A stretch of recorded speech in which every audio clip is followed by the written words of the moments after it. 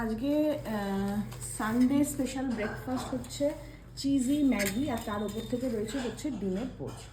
আর এই cheesy Maggi খেতে খেতে দুটো চিজি কথা তোমাদেরকে একটুখানি বলতে চাই।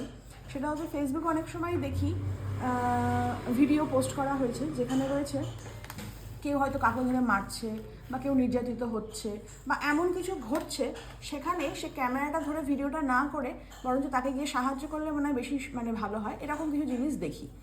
আবার দেখো কাউকে দেখি যে খুব অশালীন পোশাক পরে ভিডিও বানাচ্ছে, সেই ভিডিওতে মিলিয়ন্স ভিউ হচ্ছে, আর তার কমেন্ট সেকশনে মানুষ তাকে উল্টো পাল্টা গালিগালাজ করছে, অশ্লীল ভাষায় তাকে ছোট করছে।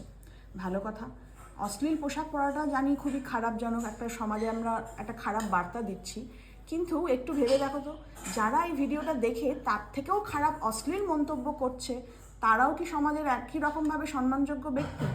ঠিক সেরকমই ধরো কারোর ভিডিওতে তাকে কেউ মুখ হাঁ করে খাচ্ছে, মুখ বন্ধ করে খাচ্ছে, কেউ হাঁসের মতন খাচ্ছে, কি কুমিরের মতন গিলে খাচ্ছে, বা সে গরু ভেড়া ছাগল যাই বলা হোক না কেন, যারা এইসব অপমানজনক কথাগুলো তাদেরকে বলছে বা খারাপ মন্তব্য করছে, তাদেরকে কি বলা হবে?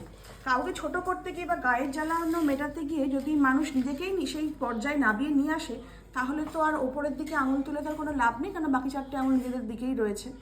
আর তার থেকেও বড় কথা হচ্ছে যে যারা এইসবগুলো করছে তারা তাদের নেক্সট জেনারেশনকে কী শিখিয়ে দিয়ে যাচ্ছে। আমরা খালি বলি আমাদের নেক্সট জেনারেশন খারাপ, আমাদের নেক্সট জেনারেশন কিছু জানে না, কোনো সভ্যতা নেই, কোনো কিছু ওরা পরোয়া করে না। দোষটা তাদের নয়, ছোটরা তো বড়দের দেখেই শেখে। আমরাই তো তাদেরকে শিখিয়ে দিয়ে যাচ্ছি যে গায়ের জ্বালা মেটানোর জন্য আর নিজের শরীরের হিংসাটাকে নেভানোর জন্য তুই অপরকে যা পারবি গালিগালাজ করবি, নোংরা ভাষায় অশ্লীল ভাষায় তাকে ছোট করবি। তাতে সে কি, তার কি ফারাক পড়লো, সে ছোট হলো কি না হলো, নিজে তো নিজেকে নামিয়ে নিয়ে আসলাম না নিচের দিকে, সেটা হচ্ছে বড় কথা, তাই না? না, আবার এই কথাগুলো যখনই আমি বলি তখনই আবার তোমরা বলবে তোমাদের খুব অহংকার। হ্যাঁ, তোমাদের এখন অহংকারী কথাবার্তা বলো। অহংকার কেন করি বলতো? আমার মাথার উপর বাবা আছে, আর কোনো কিছু না, যেটা কারোর কাছে নেই, আমার কাছেই আছে।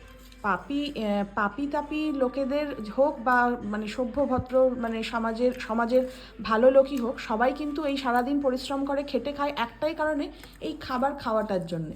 তাই অন্নটাকে কে কীরকম করে খাচ্ছে সেটা বড় কথা নয়, কিন্তু নিজের পায়ে মাথার ঘাম পায়ে ফেলে যে অন্নটা জুটছে সেটা হচ্ছে বড় কথা। নাও খেয়ে নাও। কাজ